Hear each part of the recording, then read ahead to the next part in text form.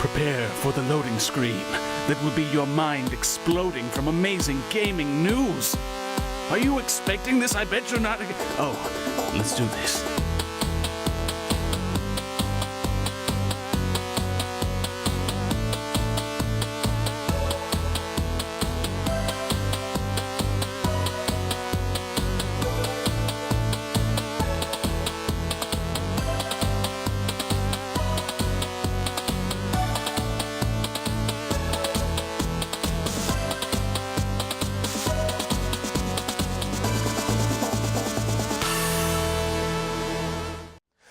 And welcome to Respawn TV. I'm your host, Evan Van Zant, and this is your source for all things nerd culture.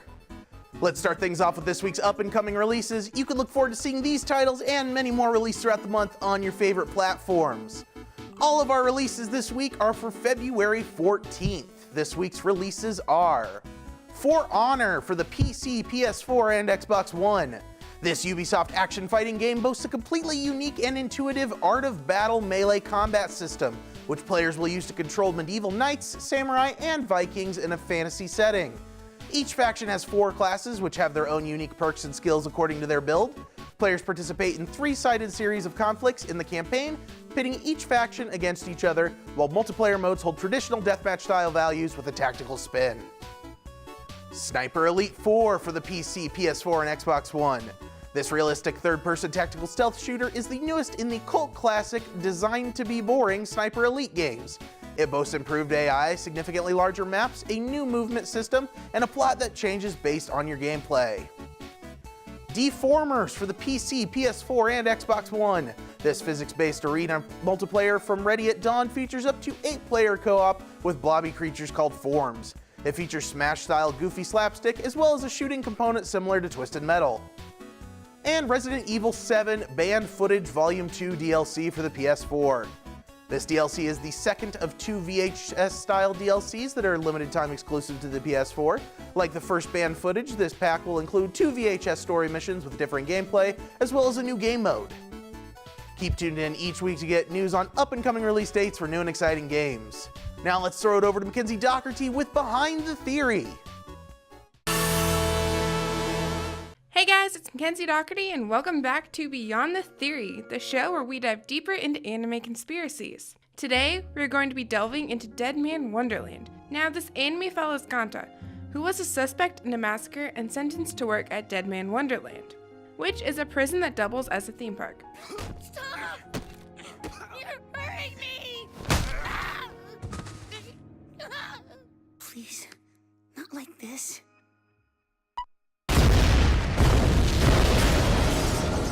It is also an adaptation of a manga. One theory is that it is Alice in Wonderland, Alice's Adventures in Wonderland, but of course an adaptation of it. Ganta is like Alice because of the trauma he suffers since he was accused of killing his classmates and goes down a metaphorical rabbit hole and was taken to Wonderland, aka the prison facility. He finds a white rabbit named Shiro and is then forced to fight others. The Doctor is a sadistic version of the Blue Caterpillar, while Tamaki is similar to the Red Queen or the Duchess. Nagi is a lot like the Mad Hatter and has a dark side to him, which makes him seem insane since his wife died and his vocal cords were ripped out. Toto, aka Mockingbird, is similar to the Cheshire Cat, and the main enemy is a lot like the Queen of Hearts and the Jabberwocky. Shiro's persona is similar to the Queen of Hearts, but it is unknown because the White Rabbit is involved with the Queen of Hearts, so that could explain why Shiro and the main antagonist are together in some scenes. Another one is that Ganta is similar to Yuki from Future Diary, a 14-year-old who starts off as a whiny crybaby who decides to become completely awesome out of necessity. The love interest doesn't remember him and is actually crazy. A one-eyed, one-armed elder best friend who goes from enemy to surrogate elder sibling. His love interest then asks him to kill her at the end of the series. Yes, it is very similar to Yuki from Future Diary. And yet another is that Shiro is similar to Lucy of Elfen Lied, because of her split personality. She is a supporting character while being an antagonist at the same time. She would morally support Ganta to help him get through his days in Dead Man Wonderland and his severe depression and assisting him in battle and saving his life. But as Wretched Egg, she would physically torture Ganta by killing his friends and pinning the blame on him, all the while intimidating him by overpowering him and leaving Ganta to feel frightful and resentful towards her as a sort of revenge for her own pain and suffering in the past. Shiro can also be known as a yandere. A yandere is a Japanese glossary term of anime and manga for a person who is initially very loving and caring and gentle to someone they truly like and care for before their romantic devotion becomes mentally destructive in nature, often through violence and or brutality. All in all, the show is pretty interesting. It can be compared to quite a few different shows, and you can definitely see similarities between them. There aren't a lot of really in-depth theories, but it still has an interesting storyline to it. This is Mackenzie Doherty, and you are watching Respawn TV. Thanks, Mackenzie. E3 will be opening its doors to the fans for the first time ever, as this year's event will be open to the public. The company that organizes E3, the Entertainment Software Association, has experimented with public events before, such as organizing a consumers-only event called E for All in 2007, as well as organizing the E3 Live event outside the Los Angeles Convention Center for the public at last year's E3. However, this will be the first time fans and consumers will be allowed the full E3 experience that journalists and industry members have had for years. Fans have long been calling for E3 to be open to the public. Similar events like Gamescom and the various PAX conventions have always been focused on including the public, while E3 has largely kept its doors locked to all but a select few so as to keep the event totally media focused. As developers like Activision and EA begin to pull out of E3 and the question of its relevancy is becoming a more frequent topic, this paradigm shift in the way E3 presents its convention is a welcome change and could well be a shot in the arm for the event as the ESA shows its willingness to cooperate with popular consumer demand. Consumer tickets will be limited to 15,000 attendees and will go on sale for $250 February 13th with an early bird discount on some tickets at $150. We'll continue after some commercials, but first here's Jack McCormick with Why? Hello Respawners, I'm Jack McCormick and welcome back to another installment of Why? Today we'll be venturing down the rabbit hole to a game that is borderline demented as we view Who's Your Daddy? Who's Your Daddy is a simulation game with graphics as horrendous as the concept of the game itself. It puts you in the place of every new mother's nightmare, leaving the safety of your newborn child in the hands of their incompetent, negligent husband. This multiplayer game lets you play as either the dad, where your objective is to baby-proof your home. Bleach? Hide it. Forks? Out of reach. Oven? Lock that. Because you have a little rugrat on your hands with a death wish. Which brings us to the other side of the spectrum, where you play as wee baby with one simple objective: end your small, short-lived, tiny baby-sized life. That's right. Now you and a close friend can, in the spirit of competition, put your parenting skills to the test by playing each other one-on-one in this simulation game that pits father against son with dire consequences. As the father, to win you just have to keep this baby alive until time runs out and your wife returns home, so she can take care of the baby and you can get back to other dad things like building decks and guarding thermostats. Until then, you must keep this baby alive using all your abilities that an average stay-at-home dad would have, like moving at a much faster pace than the baby, keeping dangerous chemicals in hard-to-reach places, and taking pointy objects away from small children. As the baby, to become victorious, you rely on the negligence of your father so you can run amok and get into as many baby-harming situations as possible until you meet your demise. Yes, only in this game is baby death considered a good thing. You'll know the end is near because after a series of toddler endangering acts, your screen will become visibly gloomy and discolored and the actual baby itself will turn a sickly, Shrek-like green. Both players can get their hands on a taser that allow you to temporarily immobilize your opponent in a crippling, demonic kind of fashion, but gives you a head start on baby-proofing your house or suicide attempts, depending on which player you are. This game was created initially as a joke by a Mr. Joe Williams, but after seeing some potential in the game, he took his business to Kickstarter and asked us, the people of the internet, for money to back his newfound passion project. He had a goal of making $1,500 in 30 days, but thanks to 187 people that loved the idea of having a game about death of infants, he nearly doubled his goal. That's right, nearly 200 people took some of their hard-earned cash, gave it to a man who had a dream to make a game about educating young fathers about the dangers that lurk around every corner of your average household. Or maybe he just wanted to make a game about baby genocide. I'm really not sure what his motives were. This has been Jack McCormick with Why? Reminding you that no actual babies were harmed in the making of this program. That I know of. Back to Respawn TV. Welcome back to Respawn TV. I'm your host, Evan Van Zant, and you just saw Jack's pack. Why? In tech news this week, we're going to be taking a look at the Viewfind Plus, which started out as a Kickstarter project and is basically a small head-mounted display that allows you to watch video or look at your PC, tablet, or smartphone screen hands-free. It's rechargeable, but the battery only lasts for about an hour and a half. Viewfind Plus is not wireless and only works on your right eye. It can hook up to any phone, laptop, or tablet with an HDMI out. Some people also use this as an alternative way to view and help pilot their drones. If you want to use it to watch a video, make sure you have headphones handy because although it will recognize audio, there are not speakers built in. You may think that this device is similar to Google's Glass, but the Glass used a projector and this is actually a screen, so it may be hard to line up correctly the first time you use it. But there's also a huge price difference between the Viewfind and the Glass as well, with the Glass starting at around $1,500 and the Viewfind at a mere $180.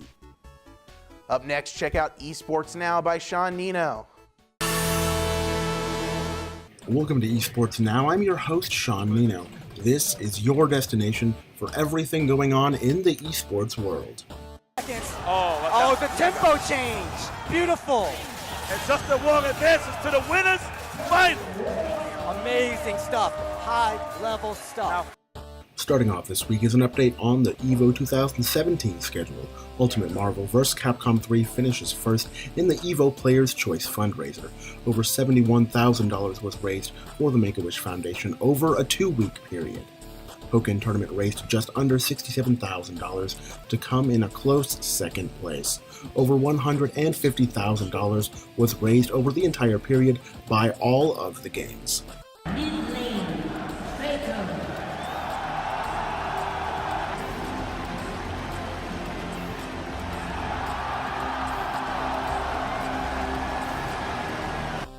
A new Twitch record has been broken. Lee Faker Sang-hyuk is not only the best League of Legends player in the world, he's also now the biggest Twitch streamer of all time, at least for a single stream. Faker's first stream saw a peak of 245,100 viewers, which Twitch says is a record for concurrent viewers on an individual stream. SK Telecom have overcome every challenge. They are the undisputed best team in the world. The SKT reign continues. They win their third world championship. In League of Legends news, the locations for both the 2017 Midseason Invitational and the 2017 League of Legends World Championships have been revealed. The Mid-Season Invitational will take place in Brazil from April 28th until May 21st, and the World Championship will take place in China from September 23rd to October 29th. Delaware North, a company closely affiliated with the Boston Bruins, has entered into a strategic partnership with the Splice organization. The partnership with Delaware North will allow unfettered access to championship-caliber training staff, expert guidance on key areas of monetization, and rock-solid infrastructure that can allow Splice to skyrocket their growth and maturation as a global sports franchise. And in some NBA 2K news, the NBA and Take-Two are announcing a partnership forming the NBA 2K E-League. The league is set to debut in 2018 and will consist of all 30 NBA teams operated by each NBA franchise. Each team will be composed of 5 players each, and players will not use the avatars of real NBA players, but instead create their own avatars to compete with. You've just been filled in on all of the news in the esports world. I've been your host, Sean Nino, and thank you for joining me for Esports Now. We now send it back to Respawn TV. Thanks, Sean. For more sports content, be sure to check out Bearcat Update every Monday through Thursday at 6 o'clock p.m. We're going to take a short break for commercials. Please stay tuned for more Respawn TV.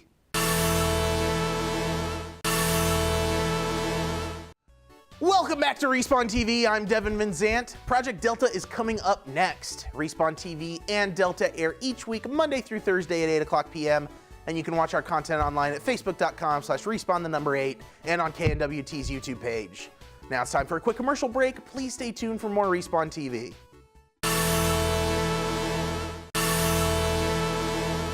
Hello and welcome to another episode of Project Delta. As always, I'm your host, Devin Van Zant, and with us today we have our friend Amber Perkins. Hi. Amber, what are we playing this week? We're going to be playing Killer Instinct, which was remastered in 2013 for the Xbox One. All right. So this is an older fighting game by Rare, the Killer Instinct series. Kind of fell out of favor after, oh, come on, already. Already with the hitting. Kind of fell out of favor after Rare fell out of favor and stopped making good games as a company, but Microsoft has brought it back under a new company. They're making it like a seasonal MLG type thing, new characters every season, tournament style play, and it's pretty fun, actually. Oh, man. Ooh, Shadow. I don't think I've ever played as Glacius. That might be a problem. Hisako's my best. Hisako's actually from season 2, and she came with the new Xbox with the live gold when you got this for free. So she's one of my favorite characters. She's actually the first character that I started playing with, and so I love her so much. I'm a Spinal fan. I can do some damage with Spinal. I was doing okay with Fulgore the last time we played, but not so much a couple minutes ago. Maybe. You broke my combo. I did. Didn't break that combo though. So one of my favorite things about Killer Instinct is that life doesn't restart. Once you kill someone, wherever they were hitting you to, your life remains the same, which a lot of other fighting games, like Mortal Kombat, for instance, doesn't do that. Which gives me a lot more of a chance to get back at you. Yeah, it so makes you it don't more get a relatable. stupid perfect victory or whatever. Supreme victory, which you just took away from me. Exactly. You had literally no life left, and you still took away my supreme victory. How cruel can you be? I just don't want you to have the satisfaction of winning, like hardcore. You mean like You're that? gonna win. You're gonna win. I just didn't get my supreme victory. Yeah. Well, welcome to Project Delta. Devin's bad at fighting games. So you take away my poor little supreme victory. I've been practicing a little bit. I've been trying to hold my own a little bit so they're not just total massacres on TV. You're trying. It's a good thing to try. All right, gloves are coming off. Gloves are coming. I thought those were gloves off. No, I've never played as Glacius before. Oh well. Let's see. You're gonna be Bone Guy. I do enjoy all of the customization for characters. I was screwing around with that the other day. I think I customized every character in this game just for the fun of it. Yeah, it's the best. And I also like that there's different, like there's the retro, which is from the old games, and then there's the new ones. So they're a lot shinier and brighter. They're more modern. Tend to like the retro versions better, Same. I found. Especially with this girl. She goes from like this like Amazonian to like Brazilian lady. It's really interesting. Different like jungles, like Amazonian woman with 2 enchanted knives. Something I really like about this game is how easy it is to pick up. It's definitely not like one of the more complicated. Like I was never good at Mortal Kombat or I can't play Street Fighter to save my life. Combos, yeah, I'm good at combos. However, what I always had a trouble with this game is the blocking is going backwards. Yeah. And that's always been a hard thing for me. Also, jump is up, and I can get used to that, but it's just like I'm not used to it yet. Right. I also like that it has Microsoft, now that Rare is a first-party Microsoft company and they own the rights to this game, it has Microsoft first-party characters in it. There's General Rom from Gears of War and Arbiter from Halo, and they put a Battletoads character in, which is a nice nod to the Rare roots. Yeah, a lot of them are Season 3. They just, with a bunch of new ones like Arbiter, which I really like. I have all of the seasons at my own, like when I play, but a lot of my favorite characters come from Season 2. I think you're gonna beat me this round. Yeah. I told you. Wait. No. Wait. No. You got me. Gloves off. Gloves off with a bone. All right, easy. It's not going to be a Supreme, but it's going to be satisfying. Are you sure you're going to win? Oh, I think so. I hope so. You might come back from this. Stop it. Stop it. I'm dead. Stop it. He's already dead. Yeah, that's the thing. You can get like the largest combos. I think for Hisako, the one that I found when I was like researching how many combos she can get was 136 hits in a row. And the guy was demolished by them, but she kept going. Yeah, I had somebody do that to me the other day. Online? Yeah, it was not fun. He juggled me for, I put my controller down for like 5 minutes and just watched him juggle me. And it was an insane number, and I was really sad. I was like, you're just being mean. Look at that, look at that, look at that. You came back, and now I'm coming back to the back. You're coming back to my comeback? Oh no, I screwed up, I screwed up. I screwed up my juggle. You may take advantage of that. You... Oh! This is getting really intense. This I is don't getting know. really We had intense. 2 wins!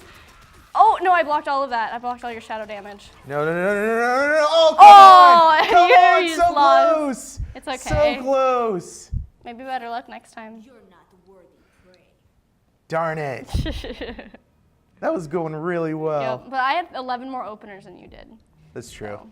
But you had more breaker than I did. And more shadow efficiency. We just got a spinal.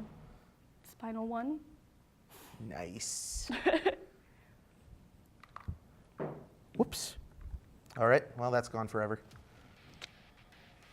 Did you just break the controller? No, it's an Elite controller. They're magnetically locked. Oh, that's interesting. Yeah, you can swap out the 6, which is, all right, let's do a little product placement. It's a $150 controller, but it's like my favorite thing in the world. The Elite controller is really awesome.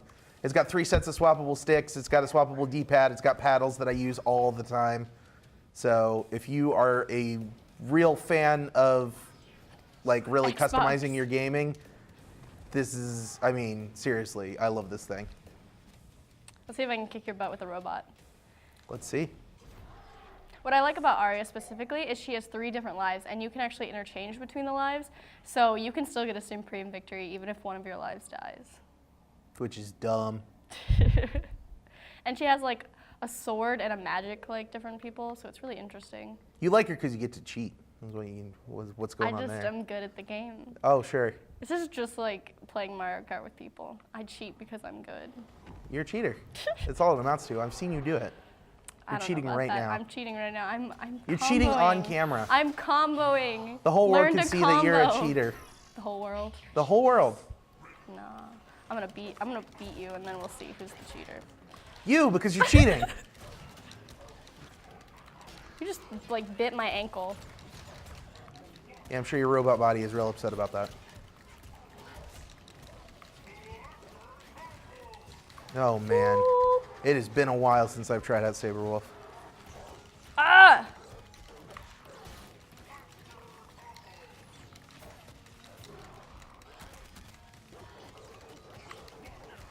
Okay, okay, okay.